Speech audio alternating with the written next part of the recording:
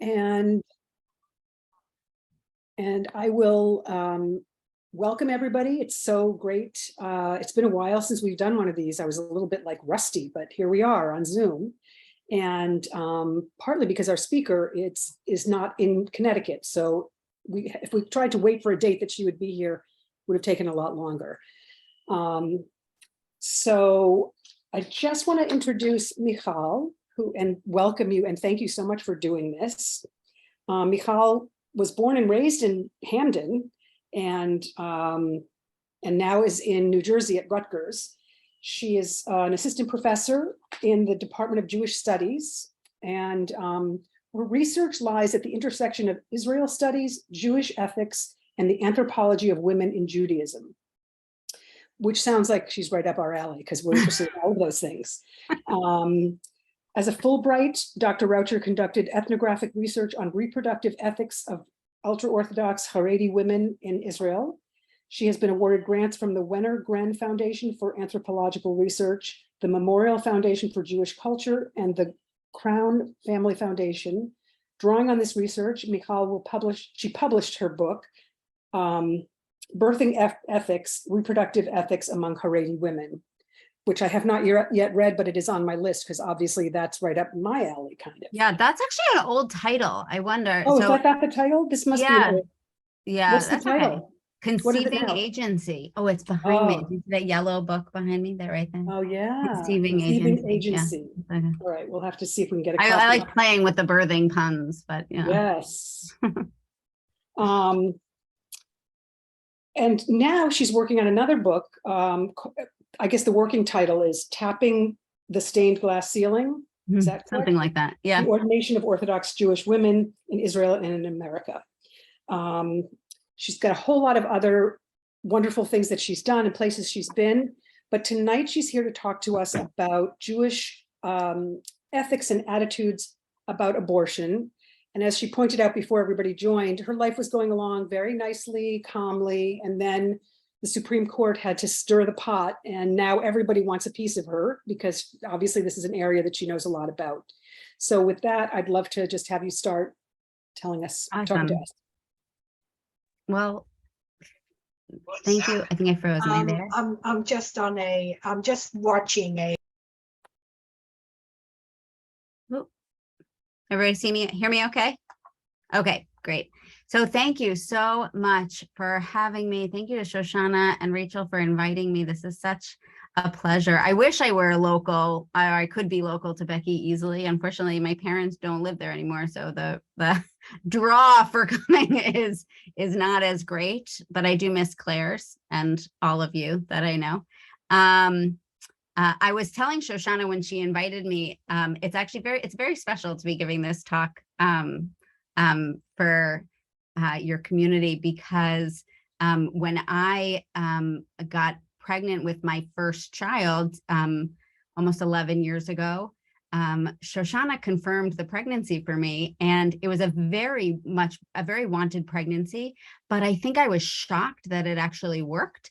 And I had several very close friends who had to go through a lot of fertility treatments. And so I just, I was just shocked that we were able to get pregnant without any treatments. And I think sitting in the office, I still remember it so clearly. And Shoshana came in and said, "Well, you're pregnant." And I said, "Oh, really?"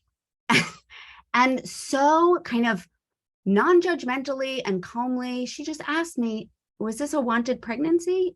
And I said, "Oh my goodness, yes, of course." I realized I was sending totally the wrong message, but I loved in that moment the normalization of maybe this wasn't a wanted pregnancy, and maybe this was going to be a different clinical interaction than what she might have assumed going in. So this is quite an honor to be giving this talk. I have been doing a lot of research. I mean, my background is in reproductive ethics. And so in the last several years, as it became clear to a lot of people that Roe was going to fall, I've been doing a lot of teaching and thinking about abortion in Jewish thought, in Jewish texts, in Jewish law. And I've been seeing, particularly since 2020, how Jewish activism around this issue has really increased significantly. So some of you might be familiar with the National Council of Jewish Women. Raise your hand if you're familiar with them. So since 2020, the National Council of Jewish Women has been involved in reproductive stuff for a really long time, for almost 100 years, actually. But since 2020, they've been really trying to create kind of popular Jewish activism around abortion and abortion rights and reproductive freedom and reproductive justice and all of those things. And they've had a scholar in residence, Rabbi Danya Ruttenberg, who really, who is also a wonderful social justice advocate and activist in a lot of other ways. And she's been doing this work for NCJW and trying to motivate rabbis to get involved. So if your rabbi isn't already a rabbi for repro, encourage him to be a rabbi for repro. They now have almost 2,000 rabbis around the country, rabbis, clergy, Jewish educators around the country who are signed on to be rabbis for repro. And some of what that means is that they are advocating for abortion rights and for reproductive justice in a Jewish framework. And the framework that they've been given and that they've been using is predominantly coming from some responsa, some rabbinic answers to questions from the conservative movement. So in the 1980s, the Committee on Jewish Law and Standards, which is the legal body that is supposed to be making all of our Jewish legal decisions for the conservative movement. It's questionable how authoritative they actually are, but that is their role.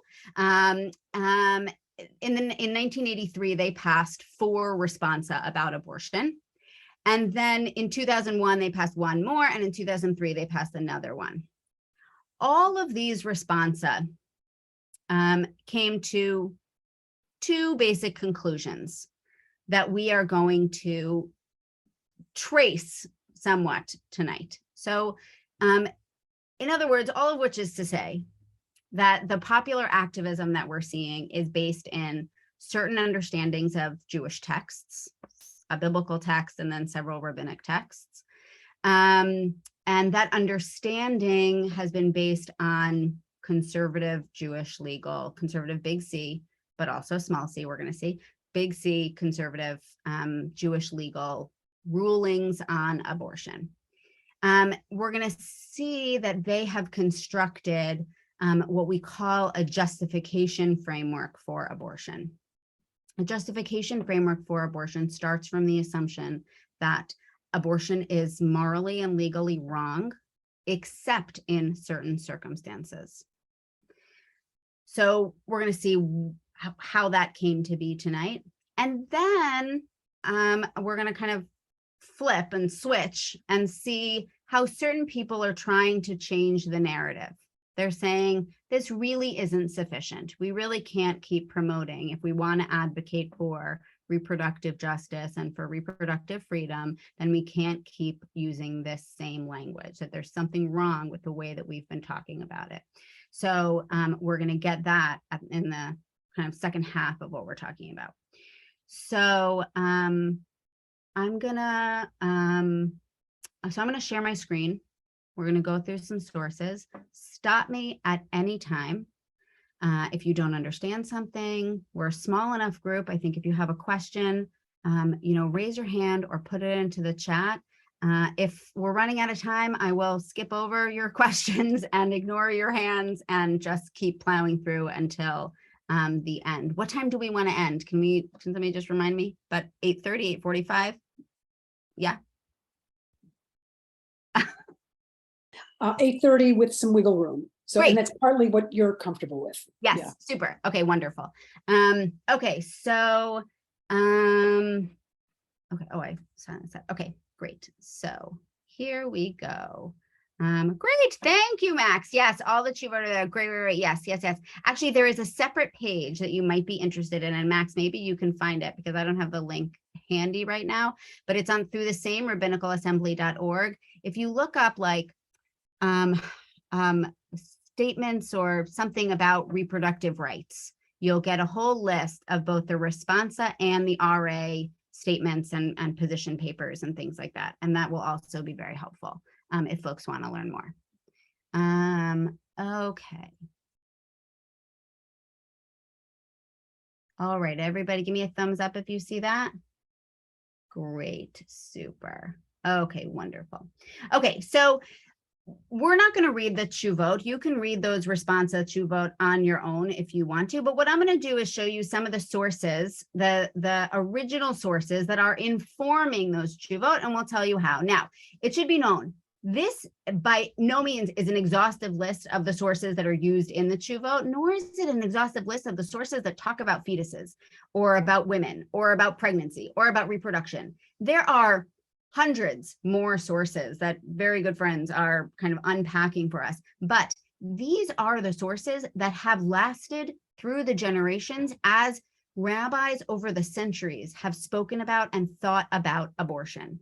So there is absolutely room within the tradition to think differently, but these are the ideas that have held sway for the last several centuries as various rabbis have thought about abortion. Okay, so the first source you might have heard before, it's from the book of Shemot, the book of Exodus, and it tells a story, and it gives us this story of when men fight. So two men are fighting, and one of them pushes a pregnant woman. There's a pregnant woman standing off to the side. Two men are fighting. They get really rowdy. They push her. A miscarriage results, but no other damage ensues. The one responsible for pushing her shall be fined according as the woman's husband may exact from him. In other words, there's a fine as a punishment for causing the miscarriage. But if other damage ensues, the penalty shall be life for life, eye for eye, tooth for tooth, hand for hand, foot for foot, burn for burn, wound for wound, we get it. Okay. The other damage that ensues that the rabbis understand is the meaning of this verse is if the pregnant woman dies. If she dies as a result of being pushed during this fight, then the punishment is life for life. From this source, this biblical source becomes the fundamental source for informing the rabbinic view that a fetus's life is not equal to a woman's life, the pregnant person's life. That because if the only damage is a miscarriage, then, and I put only in quotations because for some miscarriage can be, it might be very tragic, right? If that's the only damage that ensues, then there's a fine.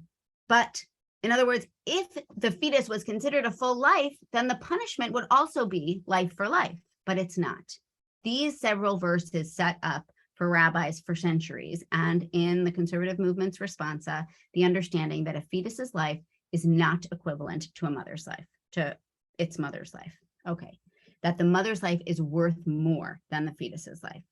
Okay, then the second source helps us and gives us some more kind of boundaries for this understanding. So this one is from the Mishnah, which is about 2nd, 3rd century rabbinic writings that are meant to be interpretations of the biblical text. And this one says, if a woman is having trouble giving birth, they cut up the child in her womb and bring it forth limb by limb because her life comes before the life of the child. But if the greater part has come out, one may not touch it, for one may not set aside one person's life for that of another. What changes, what more information do we learn in this passage? Anybody want to take a guess? Thank you, Rachel, for those sources. I appreciate it. I was saying that the act of being born is what makes a fetus a human being in some way. Super, absolutely, right? That the act of being born, the process of being born, or maybe the moment of birth is the moment of transition from less than equal human life something that is less valuable than full human life, to the point of it being a person, right? A full person. At that point, one may not set aside the mother, the fetus for the sake of the mother or anything like that, because it's already born. Now, there are several conversations that ensue here, and around the question of what does it mean, the greater part of it? What does that mean? Is that 51% of it?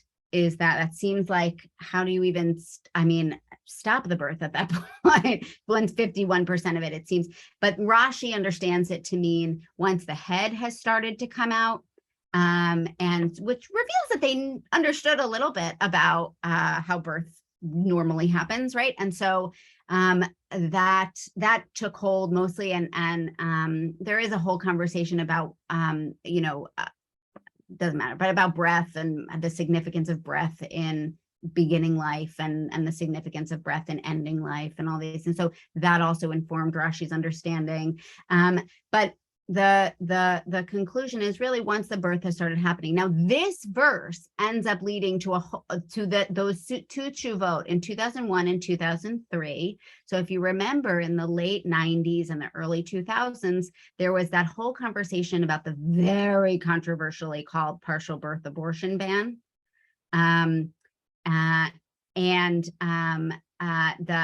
About different kinds of abortion procedures that were being performed at the time. And the two tshuvot in 2001 and 2003 were debating, when the birth is said to have actually occurred, now that we know more about women's anatomy, what can we conclude about whether an abortion would be permitted? Now, disturbingly, the conservative response, I use that language of partial birth abortion, even though that was some of the inflammatory language that got everybody to think that third trimester abortions were really heinous and a line too far, and that doctors were in there kind of cutting up fetuses as they were being born, and that was some of that really inflammatory language that is in those conservative movement tshuvas. Now, just as a reminder, right, that those so-called partial birth abortion bans occupied so much attention and did so much to change people's minds about abortion, and they represent less than 1% of the abortions that are performed in this country. So I always think it's important to kind of refocus us and remind us that we are being led astray by the wrong kind of language here. So okay, so this set of verses in the Mishnah then tells us, okay, until the moment of birth, once birth happens, then you can't, you can no longer terminate the fetus anymore. You can no longer terminate the pregnancy, because at that point it is considered a life. Okay, did questions come into the chat? No, okay, great. Okay, so then there is this, so we have these first two sources that establish that the fetus is not equivalent to the mother's life, that it is worth less. There are some other sources where, the rabbis talk about, well, what is the fetus? And some say it is equivalent to like the thigh of its mother. It's an appendage. It's not even an independent being in any way. It's completely attached and dependent on the mother. And that's some of what makes it less valuable than the mother's life. So we learn that it's less valuable than the mother's life. We also learn from these sources that it then the status changes at birth. Okay. So we have that. Now, we might think from those sources, and remember, the conservative movement's tshuvot written in the 1980s, they are, challenging this very powerful moral majority, so-called moral majority, that, was proclaiming that the fetus has a status of personhood. And they were saying, well, actually, in Judaism, that is not the case. So this was a really radical idea to come from major Jewish organizations at the time. And some of what they're doing is saying, look, Judaism is distinct in this way, right? It doesn't see fetal life the same way the Catholic Church understands fetal life. Great, super. But then there's some other sources that they introduce, that they bring in, that really end up complicating this conversation quite a bit, because we might think, based on these first two sources, oh, look, abortion is really fine. There is no problem. This is not a person. We are not committing murder. it is something that happens, and the rabbinic sources are full of examples of this. But then they bring in other sources. So this first source from Sanhedrin is dealing with the question of a rodef. A rodef is a Jewish legal category of somebody who is coming to kill you. Somebody who is coming to kill you, you have the right, in fact, you are obligated to kill that person in order to save your own life. So they're reviewing these laws. And then there is a question. Hold on. Okay. Then Rav Chisda raises a question about the rodef, an objection to Rav Huna, looking at the Baraita that we just looked at, actually, that Mishnah about giving birth. And he repeats it. If a woman was giving birth and her life was being endangered by the fetus, the life of the fetus may be sacrificed in order to save the mother. But once his head has emerged during the birthing process, he may not be harmed in order to save the mother, because one life may not be pushed aside to save another life. Okay, so he repeats this. Now, his question, of course, is, if one is permitted to save the pursued party by killing the minor who is pursuing him, in other words, right, you are permitted, if somebody is coming after you to kill that person, right, as an act of self-defense, then why can't you kill the fetus? Isn't the fetus a pursuer endangering his mother's life? Why don't we view the fetus in the same way? And the Gemara answers, it's not difficult. It's different there. The fetus situation is different than a pursuer coming at you on the street. She is being pursued by heaven. They see that difficulty giving birth as actually a pursuit by heaven and not a pursuit by the fetus. Since the fetus is not acting of his own volition and endangering his mother of his own will, his life may not be taken in order to save his mother. Okay, so we get that explanation about why the fetus is not considered a rodef. Why isn't the fetus considered a pursuer? Why, in other words, this rabbinic discussion is asking, why can't you terminate a fetus even during birth? And it says, because the mother's being pursued by heaven and not by the fetus. The fetus isn't acting intentionally to pursue its mother. Okay, so we've got that explanation.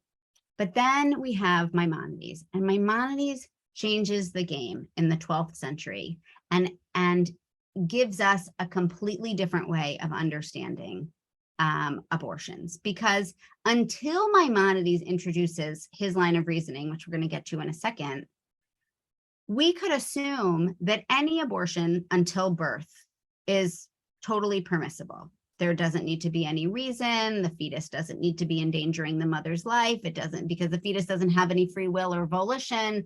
So there is no kind of reason that's necessary. It could be for any reason whatsoever until that birth process starts.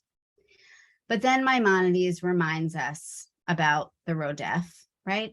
And he says, the sages ruled that when complications arise and a pregnant woman cannot give birth, it's permitted to abort the fetus in her womb, whether with a knife or with drugs. Now, this, it should be known, just pause for a second.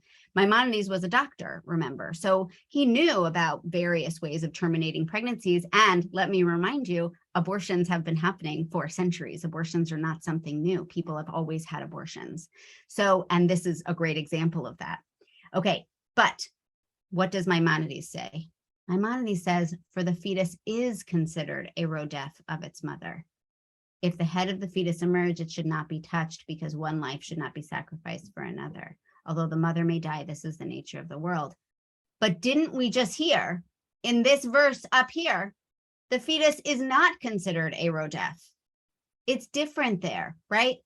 Rav Huna wants to say that the fetus is a rodef, but the Gemara says, no, the fetus is not a rodef. The fetus doesn't need to be coming at the mother in order to pursue it. That's not a category that's applicable here. Maimonides, though, says, no, it is a category that's applicable here. And Maimonides ultimately changes the discourse moving forward. I'm going to stop sharing for a second, and we'll pause and just review or ask questions or whatever. Maimonides changes the discussion by saying the fetus has to be a rodef in order for abortion to be permissible.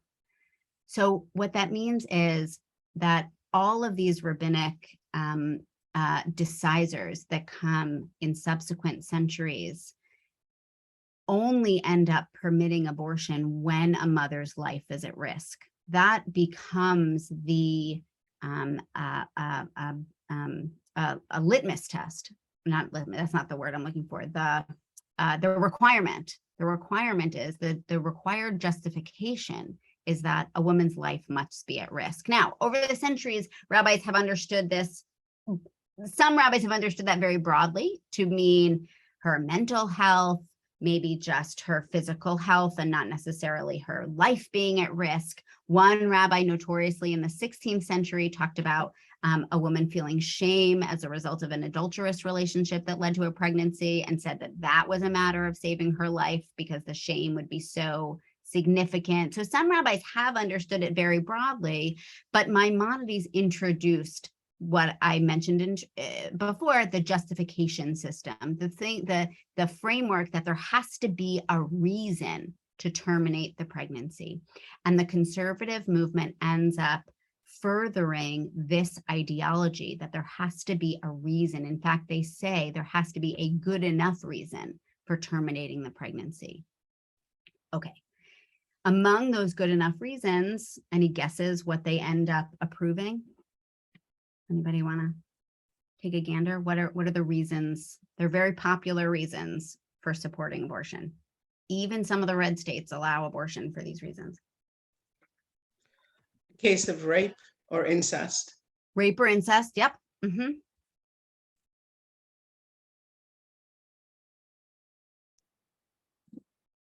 A child that won't survive. Yeah, so a prenatal diagnosis, yep, of severe disability. They're a little vague about the extent of deformity, disability, or just non-viability, but yes, some kind of prenatal diagnosis.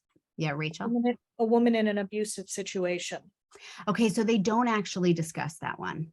It's a great one, and they don't actually discuss that one. And I'm not sure laws do now either. Maternal health, obviously. So these reasons are what we call the PRIM reasons: prenatal health, rape, incest, and maternal health. PRIM. Prenatal health accounts for roughly 12% of the abortions that occur in this country. Maternal health account for also about 12, maybe 13%. And rape and incest, this is a hard one to quantify because a lot of people, you have to prove it, but when people are surveyed about why they had an abortion, that accounts for only about 1% of the abortions that occur in this country. So ultimately, the conservative responsa determined that, okay, the fetus is not a person, it is not considered an independent being, and it doesn't acquire that status of personhood until birth. And at the same time, or perhaps and yet, or but, there needs to be a good enough reason to terminate the pregnancy. And among those good enough reasons, we've got those PRIM reasons: prenatal health, rape, incest, and maternal health, which account for roughly 25% of the abortions that occur in this country. Okay, I'm going to pause. Questions, concerns, something's pissing you off, something you're surprised about. Tell me what your reactions are. My first for the other 75%. What about the other 75%? That's my question too. Great. Mm-hmm. I keep thinking about why women were not involved in this discussion. I mean, that's true of a lot of things, and but might have come out a little differently. Yeah, that's actually, so I'll try to be brief with this answer, but there is something very interesting. Anybody involved in Women's League here? Women's League members?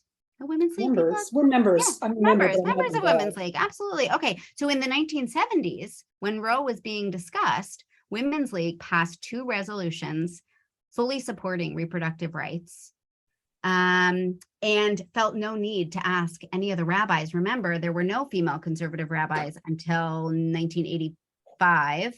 In the 1970s, they didn't think this was a question for the rabbis. They said, what are you talking about? This is a matter of feminism and health and, those types of things.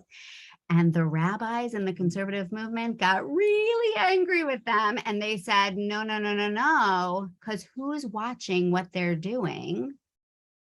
The Christians. And they said, we actually agree with a lot of things the Christians profess, like the sanctity of marriage, like gender norms, like protecting sex in marriage and all of these types of things. And they said, we don't support abortion, actually. And so in 1983, so there were women who in the conservative movement who tried to say things, and they were silenced. And right, so when these 4 tshuvot were written, there were no women rabbis. In 2003, one of the tshuvot about late-term abortions was written by Rabbi Susan Grossman. It's marginally better. I can't say it's super, but yes, I think the fact that so many of these sources have been written by men, understood by men, interpreted by men over the centuries has contributed to some of this unfortunate conclusion. Yeah. Somebody in Ellen's frame is asking a question. Yeah. Stephen, yeah, thank you. Stephen, sorry, I forgot your name. Great. No, that's fine. You've been talking a lot about the conservative movement and its true vote. And this may be already answered by Shoshana's question, and that is, what about within Orthodox Judaism, which presumably follows the same rabbinic texts or studies the same rabbinic texts as inform the conservative tshuvot? Is that also simply a question of male leadership, or is there something more deeply cultural? Yes, there's something a little interesting, a little different and interesting happening in the Orthodox movement. So in the 1970s, Rabbi Moshe Feinstein at YU, who was one of the major Orthodox decisors at the time, was in a kind of halachic debate with Eliezer Waldenberg, who was one of the head rabbis in Israel at the time. And in Israel, Rabbi Waldenberg was posed the question in Israel, what the fetus was diagnosed with Tay-Sachs. Can we terminate in the 7th month? And Eliezer Waldenberg said, yes, you can, and based it on his reading of rabbinic texts. And Moshe Feinstein wrote a response to Eliezer Waldenberg and said, absolutely not. That is murder. The Christians will think that we Jews have no morals. I mean, that's what he wrote. The Christians will think we Jews have no morals, and if we permit abortion. And so the cultural context was really influencing the way that they came to their conclusions, right? Because in Israel, the abortion law was being, I mean, that's another topic for another time, but the abortion law in Israel is much more expansive and permissive. And so there was a much different cultural context for Eliezer Waldenberg than there was for Orthodox rabbis in America. Now, today, you had a mixed response from Orthodoxy. And like when Alito's draft opinion came out, you had some more left-leaning Orthodox groups say things like, this is terrible for women, it's terrible for Jews. What are rabbis going to be able to do if they can't, require abortions in certain cases, And they came out more strongly opposed to Alito's draft opinion. But then you had like the ultra-Orthodox Agudat Israel, which came out actually kind of supportive. They said, we don't support a full ban on abortion because we still require abortion when a mother's life is at risk, but that was the only reason that they gave. So, and politically, we know that Agudat Israel's followers are more in line with the Republican Party. So there's a lot of that still being parsed out within Orthodoxy. That's really interesting. Yeah, does that kind of answer the question? Yeah, I know, obviously there's more can be said, but you hit the main points. Yeah. Other thoughts, questions? Jay, you have your hand up. Yeah, just is the product of adultery one of the exceptions for rabbinic decisive? Because halachically it's the same as the product of incest. That's a great question. No, that doesn't come up. Isn't that funny? I mean, except in the case of, that I said from the 16th century, of this rabbi who does talk about, but what they foreground there is maternal shame, that's really, there has to be kind of what they call maternal cause for the abortion. It can't be that the product of adultery is going to have a complicated status legally. That's not a good enough reason for these rabbis. It has to be that the mother's going to experience such shame because her adultery will be found out. Yeah, which could be. Yeah. Okay. Okay. Great, Max. I think we're gonna get to some of those actually. Great. Okay. Wonderful. Okay. All right. So as was pointed out, there are no women's voices in these stories, and we're missing the vast majority of abortions that happen in this country, in these responsa, in this current crop of interpretations of Jewish texts. So there has been a move to shift the discourse a little bit, and that's where we're going to go now. So this first source is from Rabbis Emily Langowitz and Josh Fixler, who wrote a chapter in the Social Justice Torah Commentary, which is a wonderful collection if you're interested in this kind of thing. And their essay is on abortion and reproductive justice. You can find just this excerpt of the essay here. I'm happy to send out these sources also. You can share them around. So here's what they say. These texts and their subsequent interpretations are a vital resource for all of us who seek to affirm Jewish support for the choice to terminate a pregnancy and to advocate from a Jewish perspective for laws that protect reproductive choice. And we are called to go further. The law is only one facet of a full and holistic justice. The text in Exodus 21 begins with an act of violence perpetrated against a pregnant woman. Remember that's the source where she's pushed by the two men fighting. And yet this woman is all but absent from subsequent conversations about this passage. Across the centuries, almost all of the voices of Jewish interpretation and even many modern commentators fail to acknowledge her story. The interpreters miss the opportunity to see her as subject rather than object. To see the woman in this text as merely a hypothetical in a legal case study is to deny that cases such as these were very real to the people who experienced them. To reach a full sense of justice in our understanding of abortion, we must pair mishpatim, laws, with sipurim, stories. So they're advocating for us to really listen to those stories. Now, it should be known, right? When rabbis in the Mishnah, in the Gemara, they had lots of stories that weren't necessarily, real stories based on real people. They were thought experiments. So there's one, a series of questions about a pregnant woman who is set to be executed.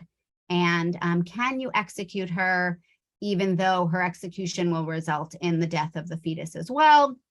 And they come to the same conclusion as the birthing one. They say, yes, as long as she hasn't started giving birth, then you can execute her. You don't have to worry. Now, of course, we think that is just a thought experiment. We assume that is a thought experiment, that there wasn't an actual woman set to be executed who was pregnant.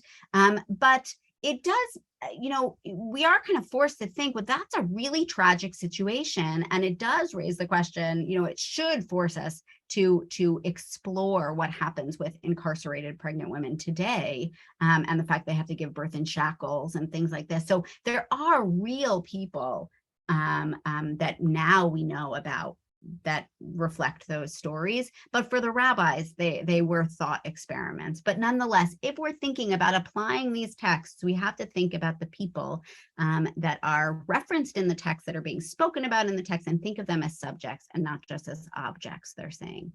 So over the last few years, I have a source here that goes back a decade, but there's been a kind of explosion in the last few years of Jewish women telling their abortion stories. It's been part of this movement of, shout your abortion, testify to your abortion. If you go to wetestify.org, you will see lots and lots of stories of abortion, people telling their narratives.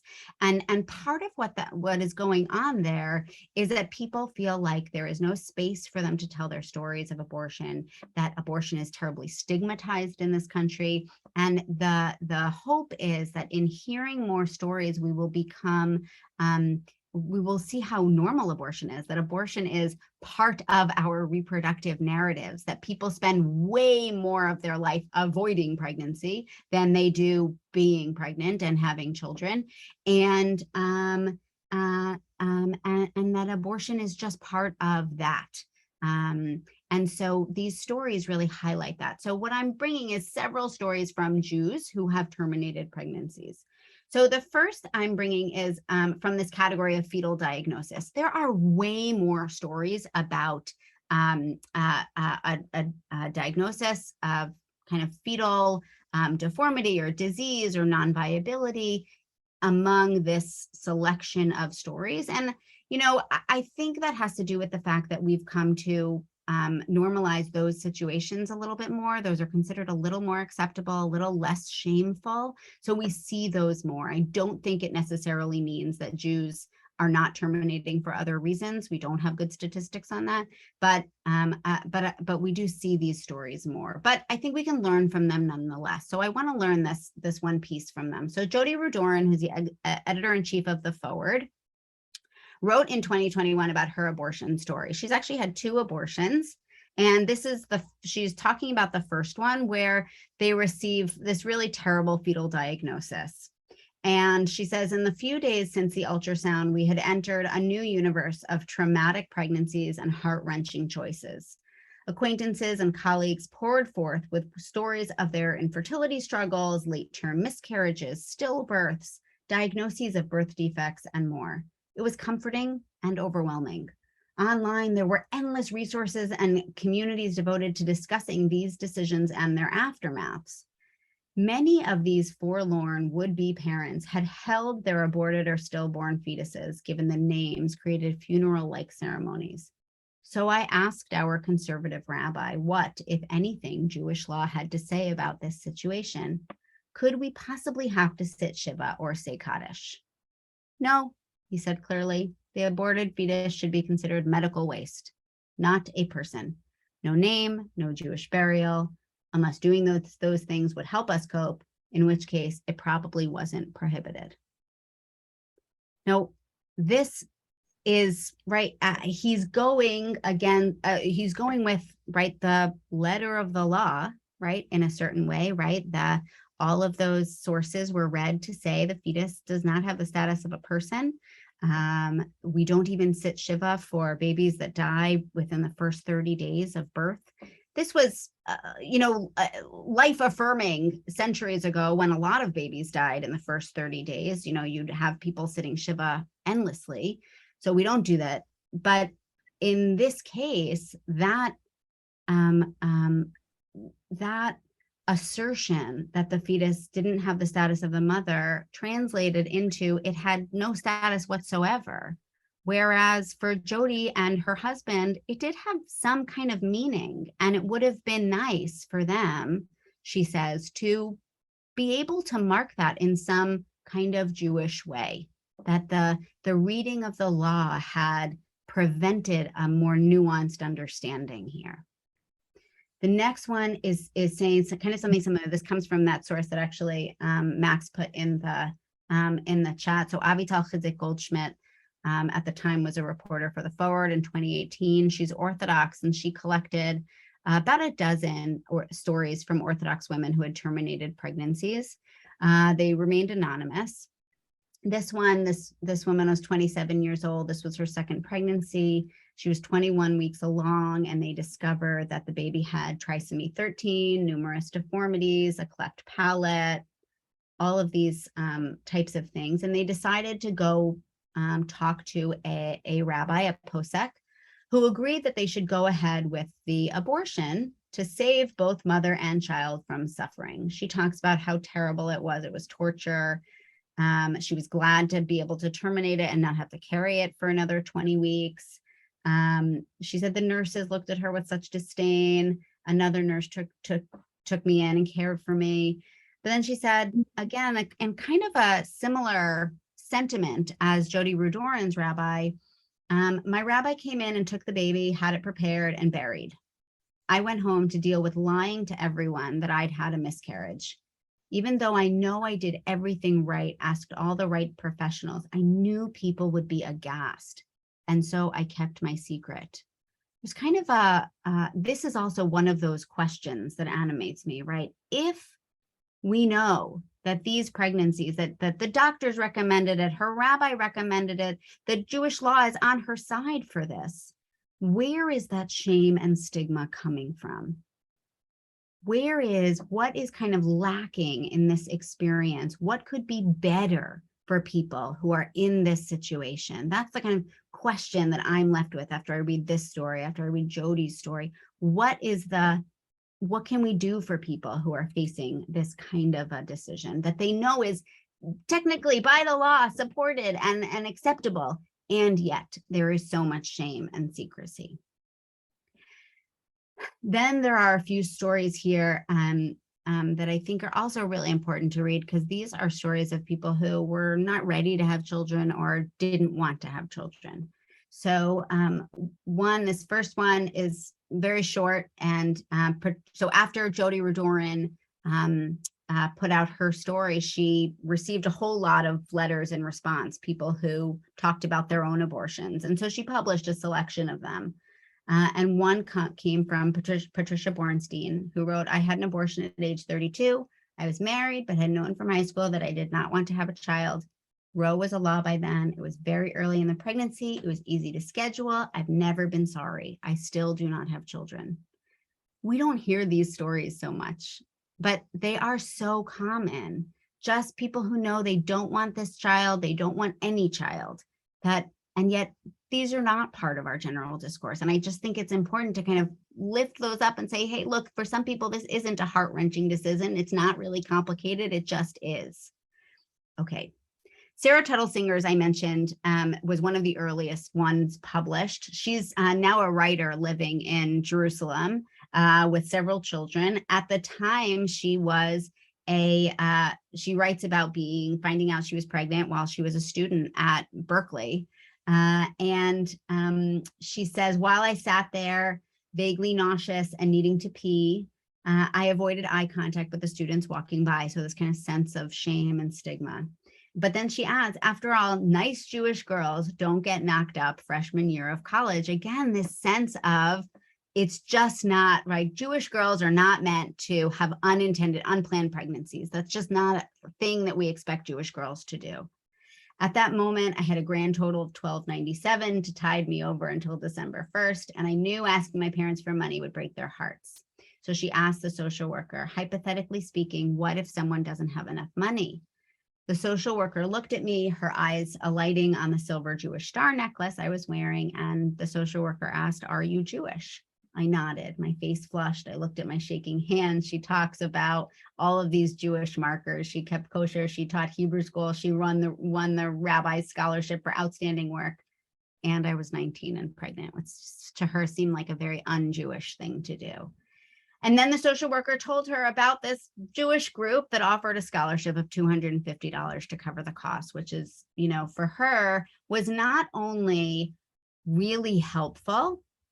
She says, not only because I found a way to finance my abortion, but also because for the first time since I found out I was pregnant, I realized I wasn't the first, nor would I be the last knocked up nice Jewish girl. In other words, there actually was a system that recognized, right? This philanthropic group recognized that there are Jewish girls who get pregnant, Jewish women who get pregnant, who don't want to be pregnant, and that they would support it. Okay.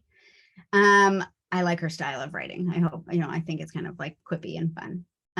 Okay, finally is Rabbi Rachel Pass. Now, Rachel Pass was ordained at Hebrew Union College, and she wrote this piece for the Jewish Telegraphic Agency in 2021, I think just after Texas passed the quote unquote heartbeat bill, another misnomer meant to be inflammatory. She says her abortion was a blessing. And she writes about all these kind of ways that she marked her pregnancy Jewishly. So she says she took her pregnancy test on Rosh Chodesh Cheshvan. She whispered the blessing, Asher Yatzar et Ha'adam b'chokhmah, who created human beings with wisdom, when it read positive. I prayed. I read every piece of Jewish literature on abortion that I could find. I read every opinion article, why I'm happy I had an abortion or how I came to regret my abortion. I made a pros and cons list. I consulted the would-be father, who they were not married at the time. I don't actually know if they are married now. And my rabbinic mentor. I cried on the phone with my mom. And ultimately, I made the choice using the instinctual wisdom inside myself, heeding nobody's opinion but my own. And then she offers a kind of different way of understanding. And I think this is a possible way forward for shifting the discourse. We Jews are commanded in lines that appear in this week's Torah portion. I have put before you today blessing and curse, life and death. Uvacharta v'chaim, choose life. Now, that might be a kind of, other people might read that as choose the fetus's life, but she offers a different interpretation for that. She says that so much about her abortion was so very Jewish. She saw it in so many Jewish terms. And yet, you might also assume that my abortion wouldn't have been Jewishly okay, permissible under halakha or Jewish law, because I simply did not want to be pregnant. Mine is the kind of abortion that anti-choicers most disdain. And she repeats the standard Jewish line from the Mishnah that you already know. It permits abortion when the pregnancy endangers the life of the mother. So she asks, what does it mean that the life of the pregnant person comes before that of the fetus? Over the centuries, various rabbinic authorities have offered their answers. And then she gives a couple of those examples. But for her, it means that the primary consideration is in the Jewish question of abortion is the needs of the person giving birth, their life, their health, their dignity. So she really, through her story, expands that sense of maternal life coming first way farther than anybody else had before, right? She basically says, I needed to do what was best for me. And she knew what was best for her, even if it wasn't completely acknowledged, supported by halakha, right? So that's kind of where I think the discourse is going to start going, that we're going to hear more, at least I hope, because I'm doing research on this. I hope we're going to hear more about Jewish women's abortion stories. And I hope that is going to help us change the discourse, move us away from a male-centric, halachic-centric justification framework for abortion, and thinking more about pregnant people as subjects with a lot of different experiences and a lot of different needs and ways of making this decision. And for some, that's going to be turning to your rabbi and getting a halachic answer. And for others, it's not going to be that at all. So that's, I'll stop there, but we have time for comments, questions, reactions, thoughts. Well, I'll start, if that's okay. One of the things that strikes me in that last piece that you read, I wrote down the phrase, heeding nobody's opinion but my own. And it makes me think all through your talk, I've been thinking about like the whole row basically pivoted on the issue of privacy. Right. That's what it was. That's how they got it passed. And it was about that this was a decision to be made by a woman and her care provider. And I'm feeling a little uncomfortable with the idea of rabbis being consulted, because I think of them as in that same like government, I'm not sure that's really a government or a rabbinic place, because it is such a women's issue, and with privacy you can have dignity and less shame. So anyway, those are just my thoughts, and it really struck me that line in her piece. Yeah, I mean, I think there's almost I don't know, I don't know how to there's something kind of weird and inconsistent going on here, because within conservative tshuvot, there is this assumption that people will go to their rabbi and ask their rabbi. But I don't know many conservative Jews that go to their rabbi and ask their rabbi for halakhic decisions. And I've lived in a lot of different conservative Jewish communities. They might get, I had my rabbi over because my husband and I were debating where to put the sukkah, and I really wanted to put it in the backyard, and he said there was too much tree coverage. But anyway, that seemed like a kind of low stakes decision. Mhm. You may go to your rabbi for pastoral support in this moment, right?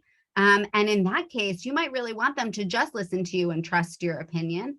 But then it's important to point out that among Orthodox Jews, where going to your rabbi is much more common, Orthodox women know which rabbis to go to in order to get the answers that they want.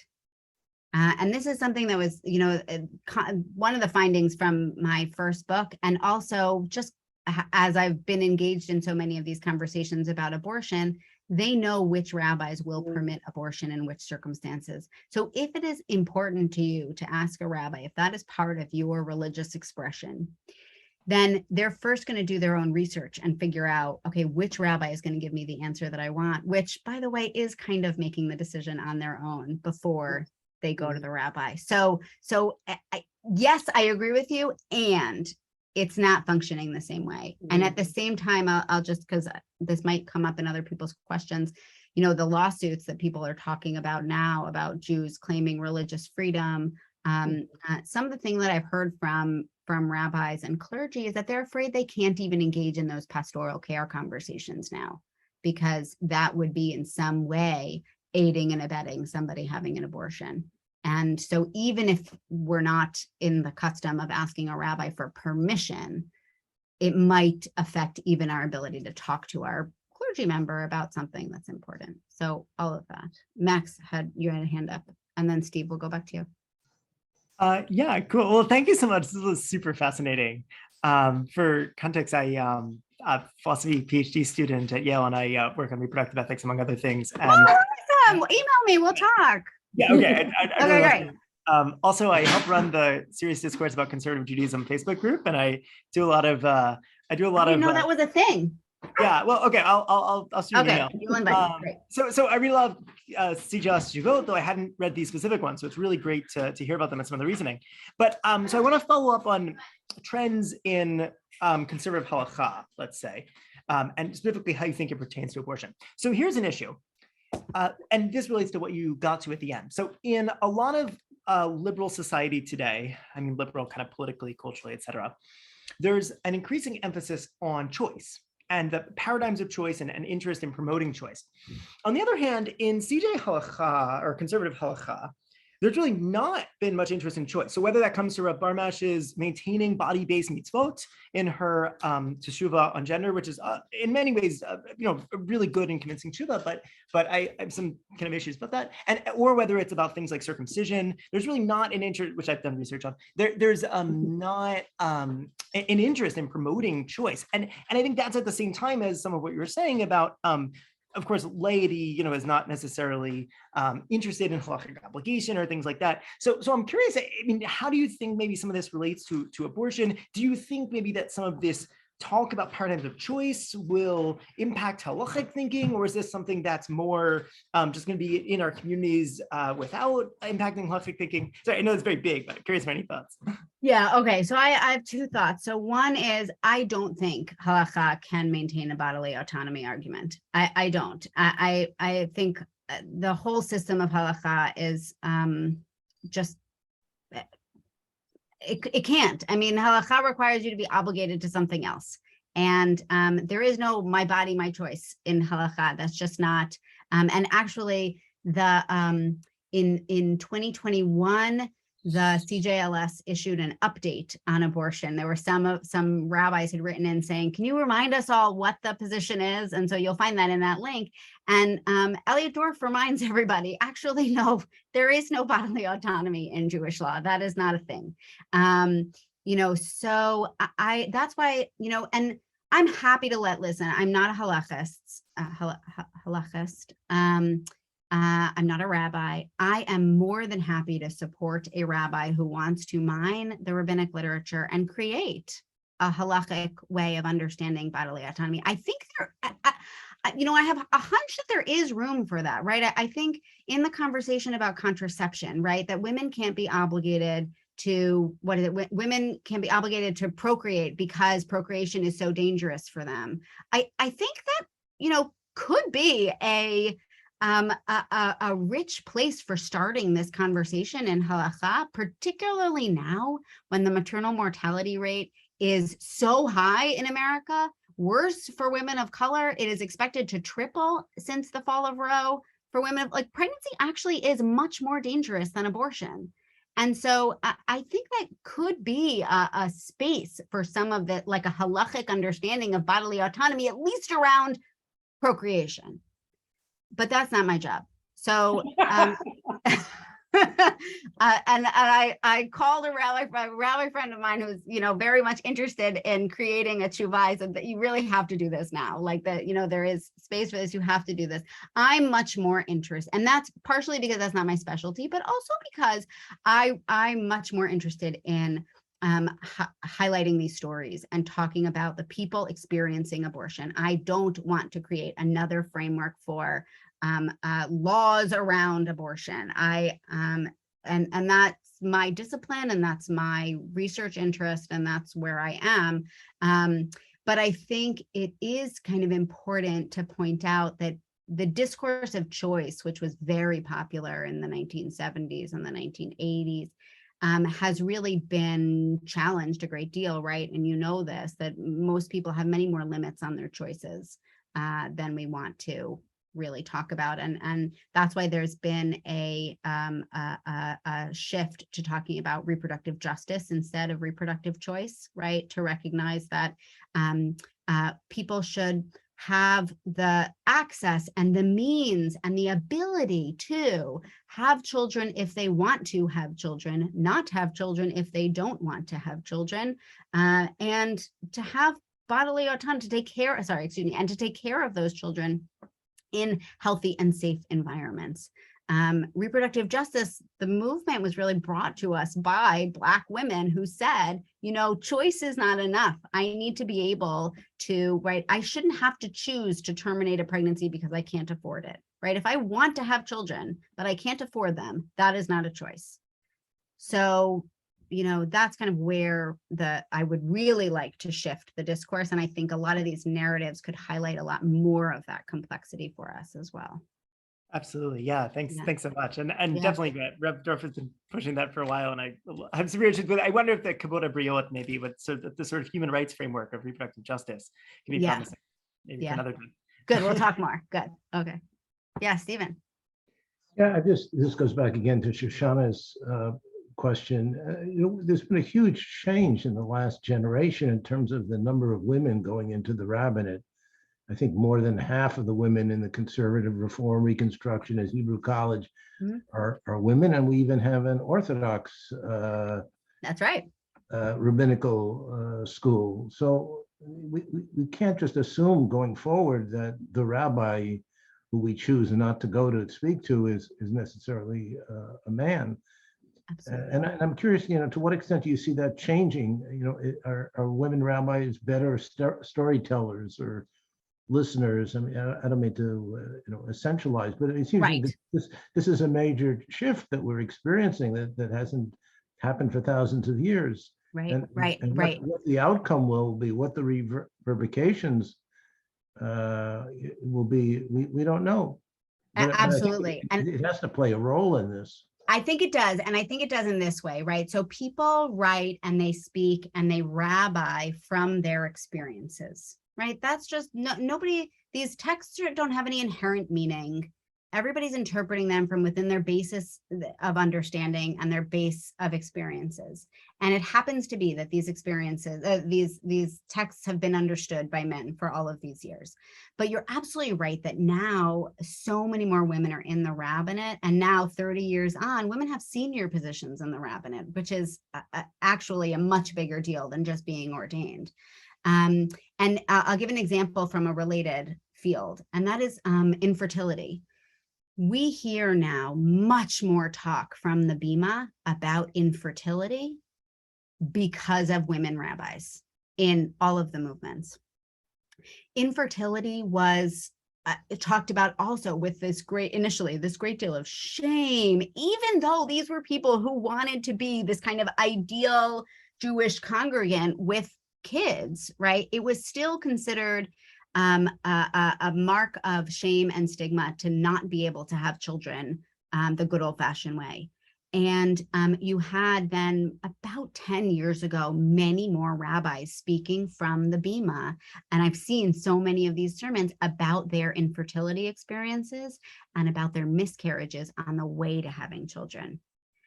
I think that you are going to see, I hope, I have a tough time with think. I hope that that will be paralleled in abortion experiences as well, that we will hear more abortion experiences from the Bima. And I think that will go a long way. You then, which one led which, I'm not sure, but you now have other Jewish organizations that support people going through fertility treatments, that will pay for fertility treatments. You have lots of social networks for Jews going through fertility treatments. We don't see that for abortion yet. And, whether the organizations come first or the rabbis, I'm not sure.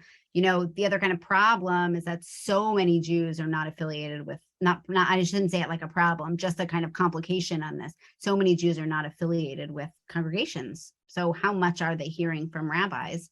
But I think the Rabbis for Repro movement, which now has 2,000 rabbis affiliated with it, if they're, encouraged to do the writing and the speaking, and they can get the support for doing that, I think that could lead to a shift in our cultural acceptance of abortion.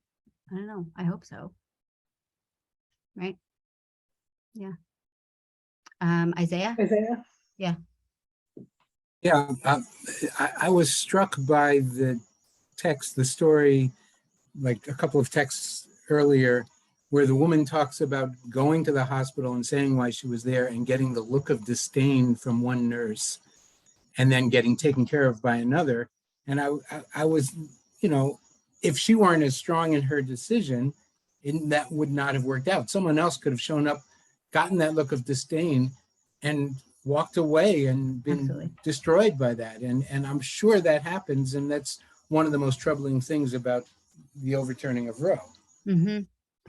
Yeah, I'm sure you've been reading all these things too about doctors who just feel like they're not sure how to take care of their patients anymore. I mean, number one, the laws are changing every day, but they feel like they can't provide adequate care to their patients anymore. Now, who knows what that nurse was, thinking, but yeah, the impact on the medical care is really sad too. I agree.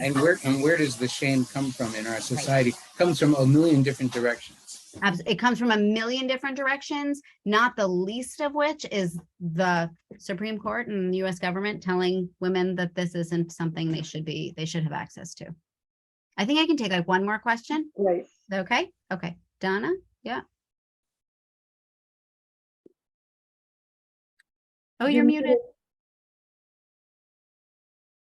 Okay, sorry. Yeah, not a question, just a comment, but I like to tell people that, at least for me, legal abortion is a pro-life.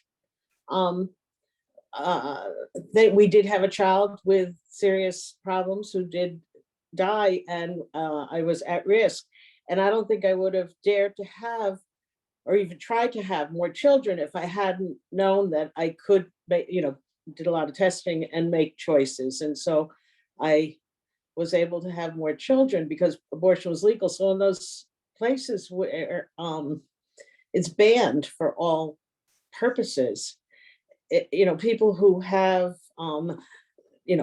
risk of Tay-Sachs, risk of anything, aren't going to be able to feel comfortable getting pregnant. And so it would seem, that's just one of my sort of abortion stories. I also had a college roommate who, because I'm old, I had a college roommate who had an illegal abortion back in the 60s. Wow. And,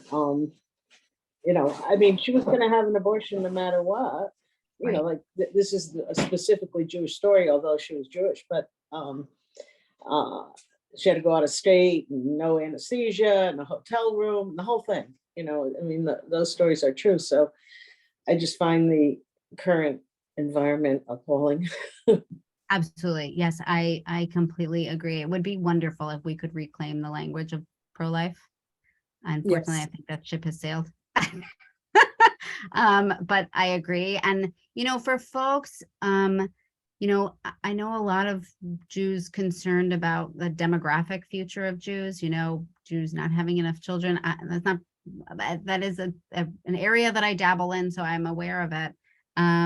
You know, and I've heard from several Jewish women who live in red states who tell me now that they won't be getting pregnant, or they won't be getting pregnant again because they're too afraid that, you know, they could show up at the hospital bleeding and they won't be able to do anything for them. So that's not even, you know, you might say to them, well, we could get you the resources, you know, to travel out of state, but they're afraid that they're going to show up in the middle of a miscarriage and that the hospital won't be able to do anything for them and they could get really sick and possibly die. And that's not a risk they're willing to take. So this is, I mean, I don't know how many different, like we can say Jewish women have abortions, Jewish women will always need abortions. We can say Jewish women are making their reproductive choices based on these laws as well, which for people concerned about the demographic future of Jews, that should be concerning. So I think, yeah, all of those things. And I'm gonna, just before we wrap up, because Donna, you mentioned the traveling out of state, the childcare. I'll mention the costs of an abortion. And if you're interested in doing something tonight, if you feel motivated and you are able to make a donation to an abortion fund, I think it's a wonderful thing to do. An abortion before 12 weeks costs around $500, which is not nothing. Many insurance companies do not cover it. For surgical abortion, it's a little less, and for medication abortion, it's a little more. After 12 weeks, an abortion could cost up to $2,000, and that's just for the procedure. If you have to travel out of state, you're talking about gas or flights or a hotel, all of these things, childcare, missing work. It can become thousands of dollars to do that. Clinics now are really busy, meaning they're not scheduling you for this week. They might not schedule you for 3 weeks. And if you just discovered you're pregnant at 9 weeks, at 10 weeks, you're already past the 12-week mark for an abortion. So more and more people are going to have to pay a lot more money. Now, where can you donate? Amazing. Great question, Eva. It's like I teed you up there. Okay. So the NCJW, you can always donate to the National Abortion Fund. I believe that's just naf.org. You can also donate to your local abortion fund, the Connecticut Abortion Fund. The local abortion funds are usually volunteer run, so there's no overhead costs. The money goes right to people needing the funds. But I would also, because we're talking to a synagogue group right now, I support, and all of my honoraria for virtual talks right now, I'm donating to the Jewish Fund for Abortion Access, which is being organized by the National Council on Jewish Women. Max or Rachel, since you're my link folks, maybe you can find those easily and put them into the chat. And NCJW is collecting these funds and then donating them. Thank you very much. Donating them all in kind of a lump sum on behalf of NCJW to the National Abortion Fund. So it comes as a bunch of Jews are supporting the National Abortion Fund, which I just think is good for the Jews, that other people should know that Jews are supporting abortion. So this is not a fund just for Jewish women seeking abortion. This is a fund for everybody, but it is collected by NCJW and marked as a donation from the National Council of Jewish Women. So I highly support that donation if you're looking for a place to donate. Thank you so much. I have the feeling we could go on and on and on, but out of respect for your time and everybody else's time, I'm going to wrap it up and say thank you. This was tremendous. so much more information than I imagined. And it's also just great to see you. Thank you. It's great to see. It's great to see so many friendly faces. I know, right? So many friendly And my familiar mother-in-law is here. Yay. Okay, and the other thing I want to mention is on Sunday afternoon, we are having a courtyard concert with the Elm City Winds Quintet, which includes Emily Fine, who I know that you know of, Eva. I mean, Michal, I'm thinking about your sister. That's But so nice. so Emily plays French horn and her group is coming, and they gave us a fabulous concert last year, and they've picked a whole new repertoire for this one. And we're going to be collecting donations for a group called Religious Coalition for Reproductive Choice, RCRC. It's an interfaith group. They do very good work, and I'll have information about them at the concert. So I'd love to see any or all of you there on Sunday afternoon, 4 o'clock. We're even going to serve refreshments, so that might entice you. And Michal, thank you so much. This was fabulous, and I can't wait to hear more of your work, see more of your work, and maybe we'll have you come back again. This was a joy. It was lovely to see all of you. Thank you for having me. All right. Good Okay. night, everyone. Good night.